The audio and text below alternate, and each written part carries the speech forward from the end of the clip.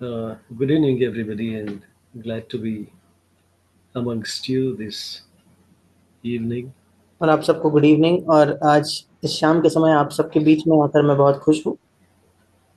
Will you please turn with me to the Gospel of John, मेरे साथ निकालिएगा यूहन्ना रचित सुसमाचार chapter 13, verses 34 and 35. उसका 13 अध्याय और 34 और 35 वचन। Here,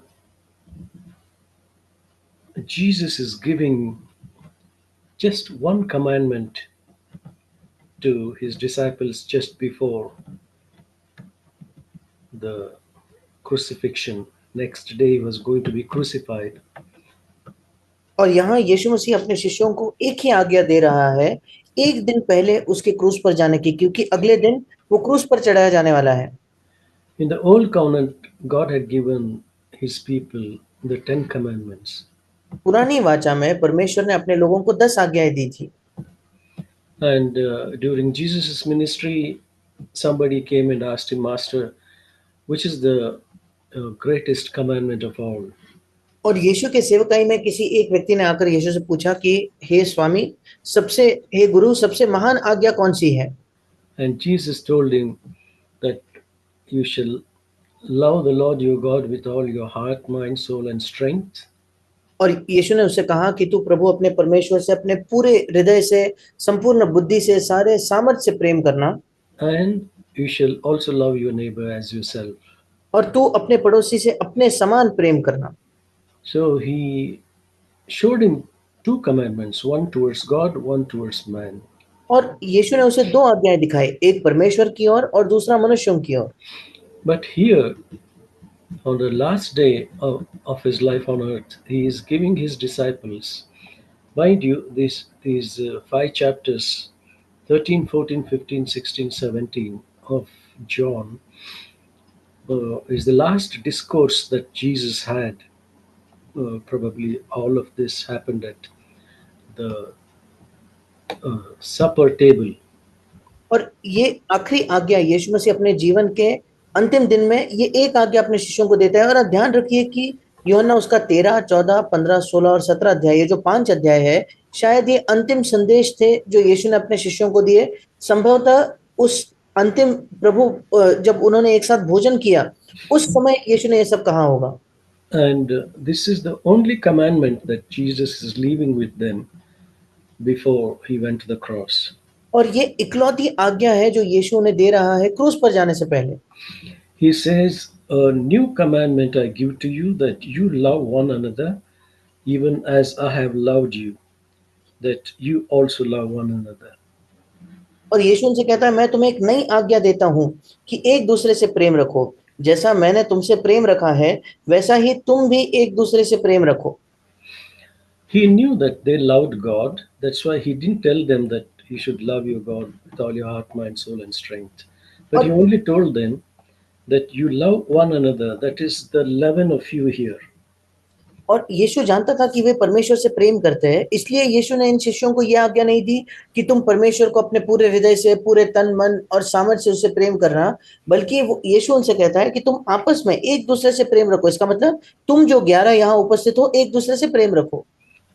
To start with, there were 12 शुरुआत में disciples. 12 थे शिष्य, But in verse 30, Judas went away after partaking of the bread and the wine. और 30 वचन में हम देखते हैं कि यहूदा उस रोटी और दाखरस को पीकर वहां से बाहर निकल गया।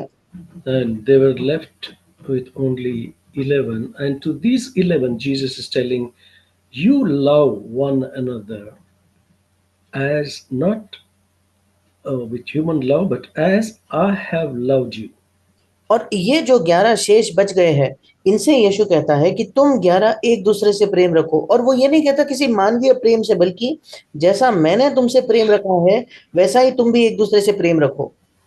And this is the mark, Jesus said, that all will know that you are my disciples if you love one another. और यीशु ने कहा ये एक चिन्ह है कि सब जानेंगे कि तुम मेरे चेले हो, यदि तुम आपस में प्रेम रखोगे तो।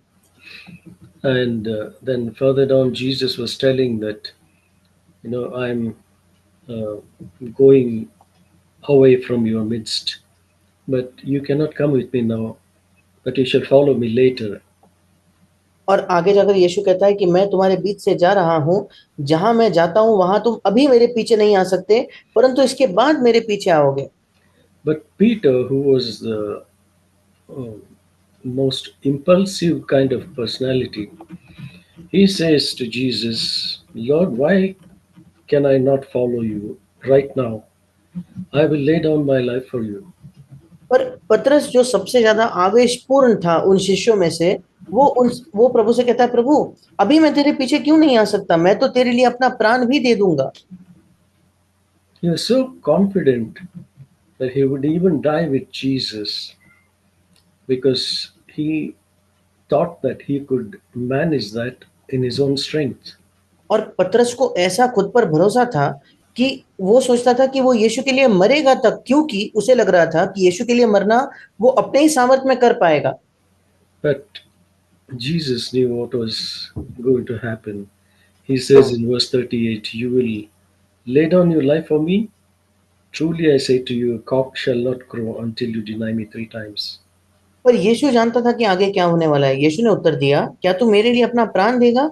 मैं तुझसे सच सच कहता हूँ कि मूर्ख मांग न देगा जब तक तू 3 बार मेरा इनकार न कर देगा। He thought he could manage with his determination and with his self will, or whatever you call it, self strength, that he could give his life for the Lord. But the Lord knew what was in his heart and the weakness of his flesh, which Peter didn't know. और पतरस को लग रहा था कि मेरे हियाव से, मेरे इच्छा शक्ति से, या मेरे दृढ़ निश्चय से, जो भी आप उसे कह लो, उसे लग रहा था कि मैं प्रभु के लिए कुछ कर सकता हूँ, मैं प्रभु के लिए मर सकता हूँ। पर प्रभु पतरस के हृदय के अंदर क्या है जानता था, और पतरस के देह में, पतरस के शरीर में जो निर्बलता पतरस नहीं जानता था, वो भी प्रभु जानता था। And you know what happened later on. When the time came, everybody ran away. और आप जानते हो आगे जाकर क्या हुआ, जब समय आया तो हर कोई वहां से भाग गया।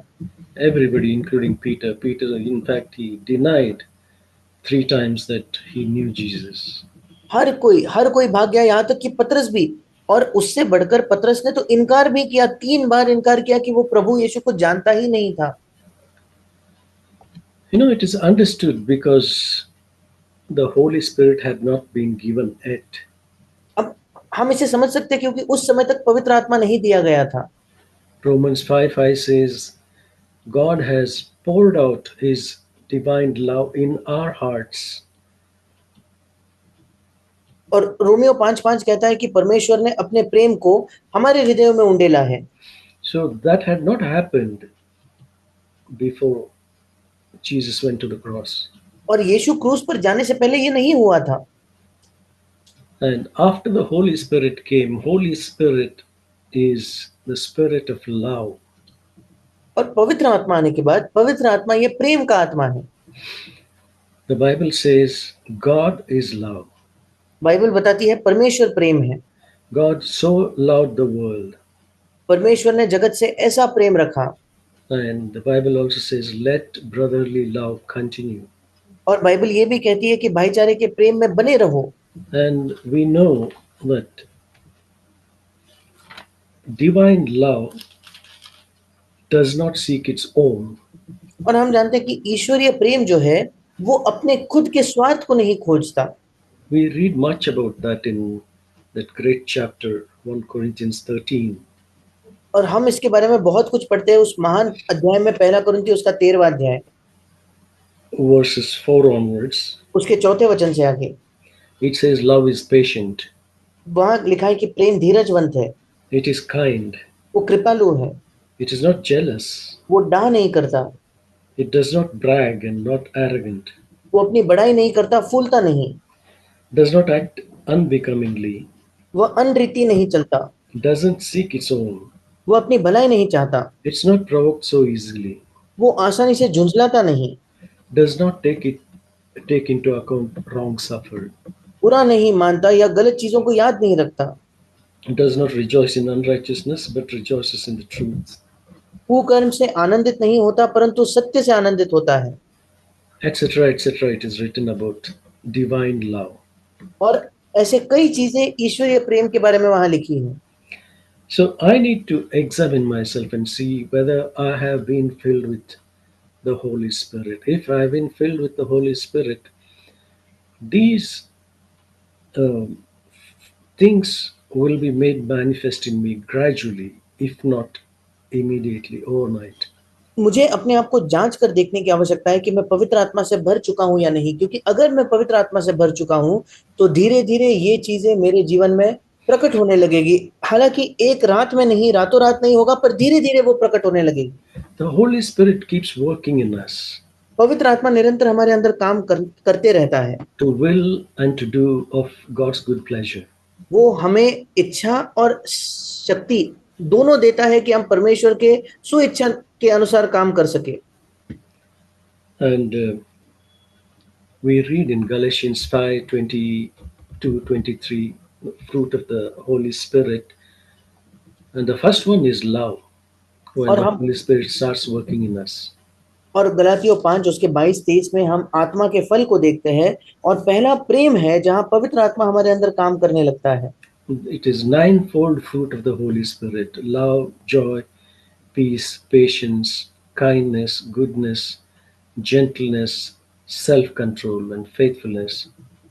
और ये पवित्र आत्मा का मानो 9 गुना एक समान हम फल कह सकते हैं, जहां हम देखते हैं कि प्रेम, आनंद, शांति, धीरज, कृपा, भलाई, विश्वास, नम्रता और संयम है। So, all these ninefold fruit uh, of the Holy Spirit will be produced in us as we allow ourselves uh, to the Holy Spirit.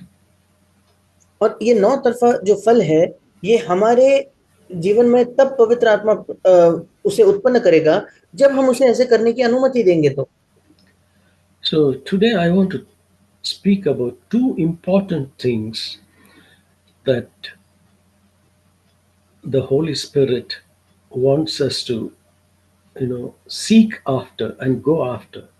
और आज मैं 2 मुख्य चीजों के बारे में साझा करना चाहता हूं जो पवित्र आत्मा चाहता है कि हम जिनका खोज करें और जिनके पीछे जाए। And number one is love. सबसे पहला है प्रेम।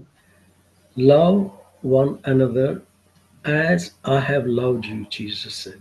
यीशु ने कहा, एक दूसरे से वैसा प्रेम रखो जैसे मैंने तुमसे प्रेम रखा है। Jesus didn't just love in words, but he uh, demonstrated that in deed. यीशु मसीह ने केवल अपने शब्दों से प्रेम नहीं किया, बल्कि उसके प्रेम को अपने कार्यों से प्रकट किया। Romans 5:8 it says, God has demonstrated his love towards us in that while we were still sinners, Christ died for us. Romeo 5:8 कहता है कि परंतु परमेश्वर हम पर अपने प्रेम की भलाई इस रीति से प्रकट करता है कि जब हम पापी ही थे तभी मसीह हमारे लिए मरा। Not that God loved us when we deserved it. ये नहीं कि परमेश्वर ने हमसे तब प्रेम किया जब हम उस प्रेम के योग्य थे या उस लायक थे। No, it is not so. नहीं, ऐसा नहीं है। It says, even when we were dead in sins and trespasses, God loved us and demonstrated his love towards us by sending Jesus to die in our place. और ऐसा लिखा है कि जब हम अपने पाप में, अधर्म में मरे हुए थे, तब भी परमेश्वर ने हमसे प्रेम किया। और अपने प्रेम को कैसे प्रकट किया? कि मसीह को हमारे लिए भेजा ताकि वो हमारी जगह मर सके। How do we know that we are growing in this divine love? अब हम कैसे जान सकते हैं कि इस ईश्वरीय प्रेम में हम बढ़ रहे हैं? क्या Am I growing or am I still a babe in Christ? क्या मैं उन्नति कर रहा हूं या अब भी मसीह में मैं कोई शिशु के समान, बालक के समान हूं? क्या For that, Paul says in 1 Corinthians 3, इसी के लिए पौलुस पहले कुरिन्थियों उसके 3 अध्याय में कहता है, he says, verse 1 onwards, I, brethren, could not speak to you as to spiritual men, but as men of flesh, as to babes in Christ. और पहले वचन में वो कहता है, हे भाइयों, मैं तुमसे इस रीति से बातें न कर सका जैसे आत्मिक लोगों से, परंतु जैसे शारीरिक लोगों से, और उनसे जो मसीह में बालक है या शिशु है। Verse 2, he says, I gave you milk to drink, not solid food. or you were not able to receive it. Indeed, even now you are not able. दूसरे वचन में वो कहता है, मैंने तुम्हें दूध पिलाया, अन्न न खिलाया, क्योंकि तुम उसको नहीं खा सकते थे, वरन अब तक भी नहीं खा सकते हो, Because you are still fleshly. क्योंकि तुम अब तक शारीरिक हो। Why? क्यों? What are the marks of a fleshly man? एक शारीरिक मसीह के या शारीरिक व्यक्ति के क्या चिन्ह है? Or what are the marks of a babe?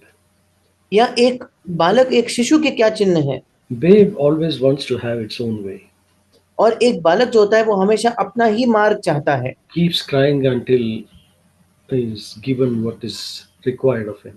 वो तब तक रोते रहता है जब तक जो वो चाहता है वो उसे ना मिल जाए, Wants to have his own way. उसको अपना ही मार्ग चाहिए, Stubborn, वो बिल्कुल हठीला है unyielding, और बिल्कुल भी वो अपने चीजों से हिलता नहीं, बदलता नहीं, selfish all the time. हमेशा स्वार्थी होता है, Doesn't want to share toys with other children. अपने खिलौने को दूसरे बच्चों से नहीं साझा करना चाहता, But I mean, makes rumpus if will is crossed. और उसकी इच्छा के विपरीत अगर चीजें हो तो वो बहुत मानो बखेड़ा खड़ा कर देगा। And he says here in verse 3, since there is jealousy and strife among you, are you not fleshly or are you not babes? और तीसरे वचन में पौलुस कहता है, क्योंकि इसलिए कि जब तुम्हारे बीच में डाह या जलन और झगड़ा है, तो क्या तुम शारीरिक नहीं, या दूसरे शब्दों में क्या तुम शिशु या बच्चों के समान नहीं? So if there is strife or quarreling and jealousy in we discover in our own life, then we might as well brand ourselves as babes rather than gloating or boasting that I'm making progress in the Christian life. और इसलिए अगर हमारे जीवन में अब भी लड़ाई झगड़ा पाया जाता है, अगर हमारे मसीह जीवन में अब भी जलन पाई जाती है, तो बेहतर है कि हम अपने आप को शिशु बुलाए या शारीरिक बुलाए, इसके बजाय कि हम इस बात की बढ़ाई करें या घमंड करें कि देखो मैं तो मसीह में बहुत ज्यादा उन्नति कर रहा हूं। This is not to discourage, but this is to encourage that we don't live in a world of delusion. ये Deceiving. इसलिए नहीं ये इसलिए नहीं कह रहा कि हम निराश हो जाए, बल्कि हमारे प्रोत्साहन के लिए कि हम एक ऐसे संसार में ना जिए जहां हम इस भ्रम में जी रहे हैं या अपने आप को धोखा देकर जी रहे हैं। So again in Romans 13, verse 13, it speaks about again jealousy and strife. और फिर एक बार रोमियो 13:3 में भी हम देखते हैं कि जलन और झगड़े के विषय में लिखा है। What is the solution to this? अब इसका हल क्या है? 1 Corinthians 1:18. पहला कुरिन्थियों 1:18, He says, the word of the cross is to those who are perishing foolishness, but to us who are being saved, it is the power of God. क्योंकि क्रूस की कथा नाश होने वालों के लिए मूर्खता है, परंतु हम उद्धार पाने वालों के लिए परमेश्वर की सामर्थ है। And again in verse 24, it says, but to those who are the called, that's you and me, both Jews and Greeks, Christ is the power of God. फिर एक बार 24वें वचन में वो कहता है, परंतु जो बुलाए हुए हैं, इसका मतलब आप और मैं, क्या यहूदी क्या यूनानी, उसके निकट मसीह परमेश्वर की सामर्थ और परमेश्वर का ज्ञान है। And in chapter 2, verse 5, it says that Paul's message was not in persuasive words of wisdom, but in demonstration of the Holy Spirit and power. और दूसरे अध्याय के 5वें वचन में पौलुस कहता है कि पौलुस का जो संदेश था वो केवल लुभाने वाली बातें नहीं थी या बुद्धि नहीं थी, बल्कि परमेश्वर की सामर्थ पर निर्भर थी। That your faith should not rest on the wisdom of men, but on the power of God. 5वें वचन में पौलुस कहता है, इसलिए कि तुम्हारा विश्वास मनुष्यों के ज्ञान पर नहीं, परंतु परमेश्वर की सामर्थ पर निर्भर हो। So, what's the power of God? Power of God is in the cross and in Christ, अब according परमेश्वर to these verses. अब परमेश्वर की सामर्थ क्या है? परमेश्वर की सामर्थ क्रूस में है और परमेश्वर की सामर्थ मसीह में है, इन वचनों के आधार पर। So, as we take up our cross, that is denying our self will in इसलिए जब every situation, then we keep making progress. और इसलिए जबकि हम अपने क्रूस को उठाते हैं उसका मतलब हम अपने इच्छा का इनकार करते हैं हर एक परिस्थिति में, तब हम उन्नति करने लगते हैं। But as long as we think that, taking up the cross is something uh, impractical and things like that, if we just neglect that, then we will not make any progress. We will continue to be like what we are. पर जब तक हम क्रूस के उस वचन को उसे नजरअंदाज करते रहेंगे या हम सोचेंगे कि ये बिल्कुल भी व्यवहारिक नहीं है, तब तक हम कोई उन्नति विकास नहीं करेंगे, बल्कि हम जहाँ के जहाँ हैं वही रहेंगे। Because you see, most people are not interested in the word of the cross. क्योंकि आप देखते हैं कि अधिकतर लोग क्रूस के वचन में कोई दिलचस्पी या कोई रुचि नहीं रखते, And for them, it looks like foolishness. और उनके लिए तो वो क्रूस का वचन मूर्खता के समान दिखाई पड़ता है। You know why? क्या आप जानते हो क्यों? It says here, because they are perishing. यहाँ लिखा है क्योंकि वे नाश हो रहे हैं। So, to those who are on the way of perishing, they think that the word of the cross is foolishness. और जो लोग नाश होने के मार्ग पर है, वे क्रूस के मार्ग को मूर्खता समझते हैं, What they are interested in is forgiveness of sins. क्योंकि उनकी रुचि किसमें है? पापों की क्षमा में। Once upon a time, I said that magic words, Jesus, come into my heart, forgive my sins. मेरे जीवन के किसी एक समय में मैंने उन जादुई चमत्कारी शब्दों को कहा कि हे प्रभु यीशु, मेरे हृदय में आ, मेरे पापों को क्षमा कर। And I got a ticket to heaven. Now I'm waiting. और अब मैं स्वर्ग जाने का मुझे टिकट मिल चुका है, अब मैं केवल इंतजार कर रहा हूँ। That is the greatest deception that is there in Christendom. और ये एक सबसे महान धोखा है जो मसीह जगत में चलता है। That is not what Jesus preached. ये ऐसा नहीं है जिसका प्रचार यीशु ने किया। Jesus said, go and make disciples of all nations, teach them to obey all that I have commanded. और यीशु ने कहा, जाकर सब देशों में से शिष्य बनाओ और उन्हें वो सब मानना सिखाओ जिसकी आज्ञा मैंने तुम्हें दी है। How many people, or rather preachers, preach about this, that when you come to Christ, you not only receive forgiveness of sins, but you have been enlisted in the school of discipleship to keep his commandments the rest of your life. और कितने लोग या कितने प्रचारक, मैं पूछना चाहता हूं कि ये प्रचार करते हैं कि जब आप मसीह के पास आ चुके हो, ना केवल आपके पापों की क्षमा आपको मिली है, बल्कि आप उस स्कूल में आपका दाखिला हो चुका है जो है यीशु मसीह के प्रति आज्ञाकारिता का। So people are not interested in that. और लोगों की इसमें कोई रुचि, कोई दिलचस्पी नहीं है। And preachers themselves say, I don't have to obey because Jesus obeyed it. और प्रचारक खुद कभी कभी ये दावा करते हैं कि मुझे आज्ञा मानने की जरूरत नहीं, क्योंकि खुद यीशु मसीह ने आज्ञा मानी है। I don't have to suffer because Jesus suffered. प्रचारक कहते हैं मुझे कोई पीड़ा उठाने की जरूरत नहीं, क्योंकि यीशु मसीह ने पीड़ा उठाई है। I mean, is that really true? क्या ये वाकई में सच है? क्या Am I not called to suffer? क्या मेरी बुलाहट पीड़ा उठाने के लिए नहीं है क्या? It says, if we suffer with him, we shall reign with him. ऐसा लिखा है कि अगर हम उसके साथ पीड़ा उठाएंगे तो हम उसके साथ राज करेंगे। And Jesus himself said that in 16:33 of John, in the world you will have tribulations, means sufferings, but be of good cheer, I have overcome the world. और यीशु मसीह ने स्वयं कहा था यूहन्ना 16:33 में कि इस संसार में तुम्हें क्लेश होता है। क्लेश मतलब पीड़ा होगी, परंतु ढाढ़स बांधो, मैंने संसार को जीत लिया है। But in all our sufferings and afflictions, he has promised to be with us. It says, in all our afflictions, he was afflicted. और सारे पीड़ाओं में, सारे क्लेशों में वो हमारे साथ रहेगा। ऐसा लिखा है कि उसने भी इन क्लेशों को सहा है। And the second one is about unity. और दूसरी चीज जिसके बारे में मैं साझा करना चाहता हूँ वो है एकता। One is love towards God and towards men. एक है परमेश्वर की ओर और मनुष्यों की ओर प्रेम। And the second one is unity in the church and in the brotherhood. और दूसरा है कलीसिया में और भाइयों के बीच एकता। So the enemy of unity is jealousy. और एकता का जो विरोधी है वो जलन है। Jealousy brings division. और जलन जो है वो हमेशा अलगाव को लाएगा या बीच में एक अलगाव लाएगा। Division brings strife or quarreling. और विभाजन है उसी के द्वारा झगड़ा और लड़ाइयाँ आते हैं। There is a saying in the world, united we stand, divided we fall. और संसार में भी एक कहावत है कि अगर हम एक साथ हैं तो हम खड़े होंगे, और अगर हम अलग अलग हो जाएंगे, विभाजित हो जाएंगे, तो हम गिर जाएंगे। It says in Ephesians chapter 4 verse 3, इफिसियों 4:3 में लिखा है, it says, or rather I'll read verse 2 also.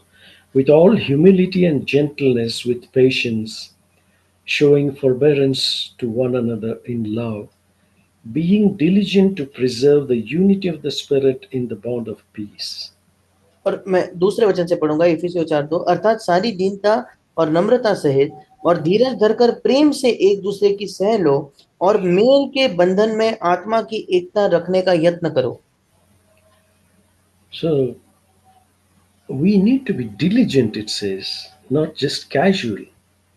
और यहाँ लिखा है कि हमें यत्न करना है, ये नहीं बड़े सहजता से चीजों को लेना है। Be diligent to preserve the unity of the Spirit in the bond of peace. और ऐसा लिखा है, मेल के या शांति के बंधन में आत्मा की एकता रखने का यत्न करो। And for that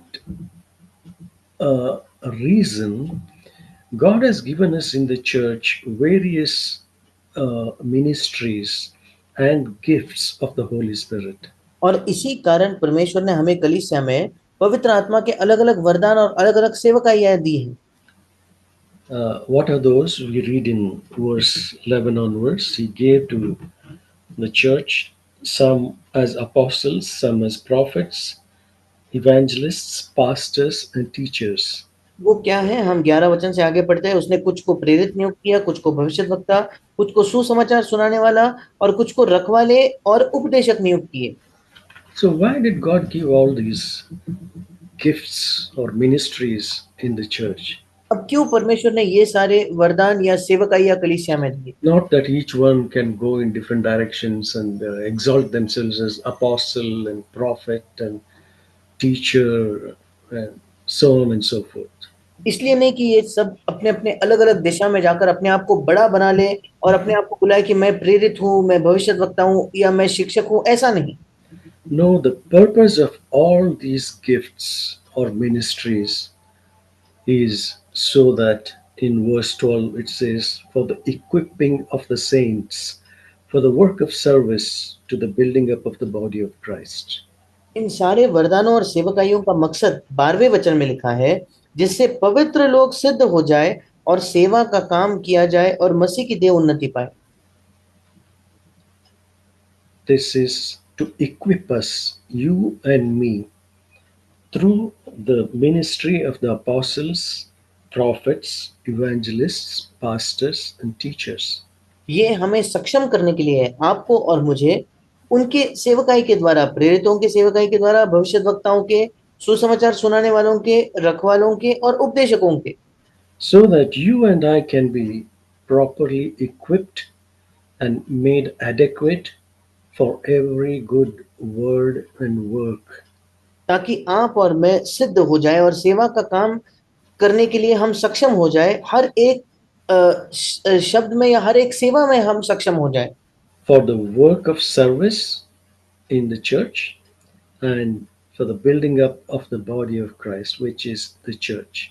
सेवा के काम के लिए, वो सेवा कहाँ, कलीसिया में है, और मसीह की देह उन्नति पाने के लिए, फिर एक बार मसीह की देह मतलब कलीसिया उन्नति के लिए, Until we all attain to the unity of the faith and of the knowledge of the Son of God, to a mature man, to the measure of the stature which belongs to the fullness of Christ. Verse 13. और 13 वचन कहता है, जब तक कि हम सबके सब विश्वास और परमेश्वर के पुत्र की पहचान में एक न हो जाए और एक सिद्ध मनुष्य न बन जाए और मसीह के पूरे डील डोल तक न बढ़ जाए। So, the reason why God has given all these helps in the church is so that we can attain to the unity of the faith and of the knowledge of the Son of God, and become mature men and women. और क्या कारण से परमेश्वर ने इन सेवकाइयों को या इन सहायताओं को कलीसिया में दिए हैं, ताकि हम सबके सब विश्वास में और परमेश्वर के पुत्र के पहचान में एक होकर सिद्ध या सयाने हो जाए। Not to remain as babes all our life drinking milk. ये नहीं कि हमारे जीवन भर हम शिशुओं के समान केवल दूध पीते ही रहे। Who, and another mark of children, और it's written बच्चों here और बच्चों का एक दूसरा चिन्ह यहाँ लिखा है, in verse 14. 14 वचन। As a result, we are no longer to be children. ताकि हम आगे को बालक न रहे। You know, children, one of their uh, marks is that they are being tossed here and there by every wind of doctrine, और बच्चों का एक चिन्ह यहाँ लिखा है कि वे उपदेश के हर एक झोंके से उछाले और इधर उधर घुमाए जाते हो। by the trickery of men and by craftiness in deceitful scheming. मनुष्यों की ठग विद्या और चतुराई से, उनके भ्रम की युक्तियों से। So, if I am still wavering or being tossed hither and thither by every wind of doctrine, by some preacher here, another preacher I listen to, then I think, oh, he is also right. This man is also right. I go to another meeting, and there also I see, oh, they're also preaching the same thing. So it means I am a babe, I am not exercising my discernment. और अगर मैं अभी डगमगाता हूँ, यहाँ वहां उछाला जाता हूँ, जो भी संदेश से मैं सुनता हूँ, कभी मैं एक संदेश सुनता हूँ, मुझे लगता है ये प्रचारक सही है, दूसरे संदेश को सुनने से लगता है वो व्यक्ति भी सही है, तीसरा संदेश सुनकर लगता है ये भी सही है। इसका मतलब मैं अभी भी एक बालक हूँ और मैं अपने परख का इस्तेमाल नहीं कर रहा। We don't major on minors हम as छोटी we keep growing in the Lord. जब हम प्रभु में बढ़ते हैं तो छोटी चीजों को हम मुख्य नहीं समझते या उन्हें बड़ा नहीं मानते, And we don't become opinionated. और हम अपनी राय देने वाले नहीं बनते। We drink from the Word of God. हम परमेश्वर के वचन से पीते हैं, We drink of the Spirit of God. हम परमेश्वर के आत्मा से पीते हैं, We depend on the Lord Jesus Christ. हम प्रभु यीशु पर निर्भर होते हैं, We keep in a close touch with the Father in prayer by faith. हम प्रार्थना में विश्वास के द्वारा पिता से बहुत नजदीकी संपर्क में बने रहते हैं। And we also submit to the elders in the church, listen to their wise counsel. और कलीसिया के जो प्राचीन हैं उन्हें हम सुनते हैं, उनके जो बुद्धिमानी भरी सलाह है उन्हें उसे सुनते हैं। Why? क्यों? Because, like it says, until we all attain to the unity of the faith and of the knowledge of the Son of God. यहाँ लिखा है कि जब तक कि हम सबके सब विश्वास और परमेश्वर के पुत्र के पहचान में एक न हो जाए And become mature man or woman. और एक सिद्ध मनुष्य न बन जाए, So that, in all these things we can, God can approve of us. ताकि इन सब चीजों में परमेश्वर हमें स्वीकार कर सके And God will not be disappointed in us. और परमेश्वर हम में निराश नहीं होगा। He will be happy at the end of our life हमारे जीवन के अंत में वो खुश होगा that whatever purpose with which He saved us and sent the Holy Spirit and gave His word and gave His servants, gave us fellowship of the saints, all this is to equip us, to educate us, to disciple us, so that we also become like the one who has called us. और जिस उद्देश्य से उसने हमें ये सब दिया है, ये सेवकाइयाँ दी है, ये हमें संसाधन दिए हैं और ईश्वर पवित्र लोगों की संगति दी है, उससे वो चाहता है कि हम भी अभी can you just repeat the last part, sorry? So that we all can be conformed to the image of Christ. ताकि हम सब यीशु मसीह के स्वरूप में बदल जाए, उसके सदृश बन जाए। That is the ultimate goal of God. और ये परमेश्वर का अंतिम मकसद है। Why He causes all things to work together for our good. क्यों वो सब बातें मिलकर हमारे भलाई को We उत्पन्न know करता that है? verse Romans 8:28.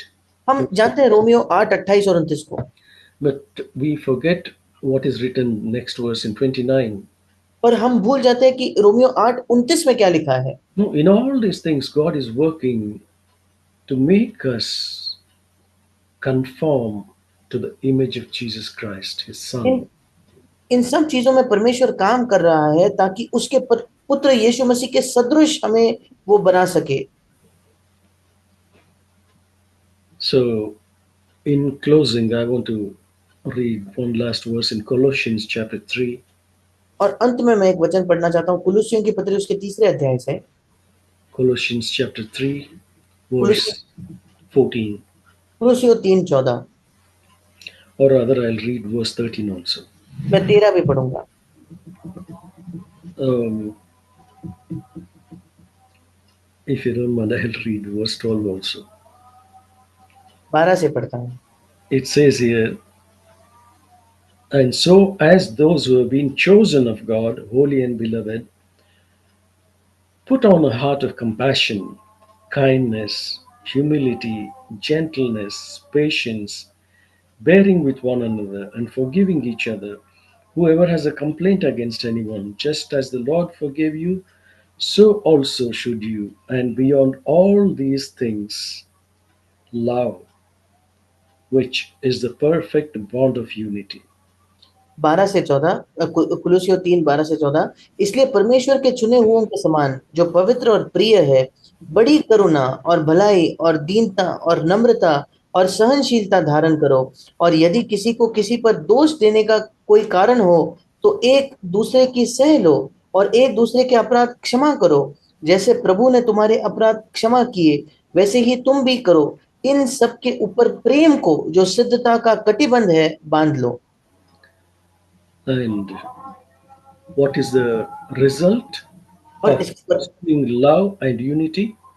और प्रेम और एकता का पीछा करने का परिणाम क्या होगा? It says in the next verse, the peace of Christ will rule in your heart. अगले वचन में 15 वचन में लिखा है कि मसीह की शांति हमारे हृदय में राज्य करेगी। You were called for this and be thankful, it says. और वहां लिखा है कि तुम्हारी बुलाहट इसी के लिए की है, इसलिए तुम धन्यवादी बने रहो। You see here in verse 15, 16, and 17, in every verse, in these three verses, it says, be thankful, be thankful, be thankful. और 15, 16 और 17 वचन में आप देखते हो हर एक वचन में लिखा है कि धन्यवादी बनो, धन्यवादी बनो और धन्यवादी बनो। That is the overflow of what fills the heart.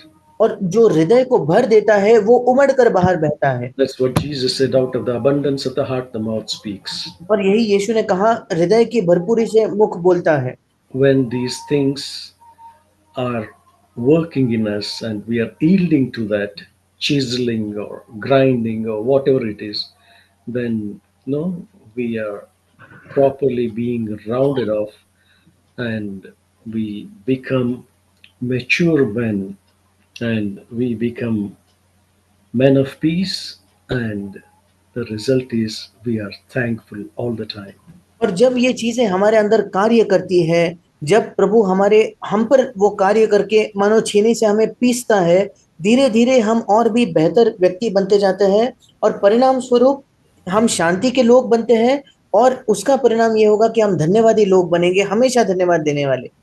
Yeah, let's cooperate with God and let's not disappoint Him, और आइए हम परमेश्वर का सहयोग दें और उसे निराश न करें, because He has the best uh, planned for us, each one क्योंकि of us. क्योंकि हम में से हर एक के लिए उसकी सर्वश्रेष्ठ सर्वोत्तम योजना है। The Lord bless these words. परमेश्वर इन शब्दों को आशीष दे।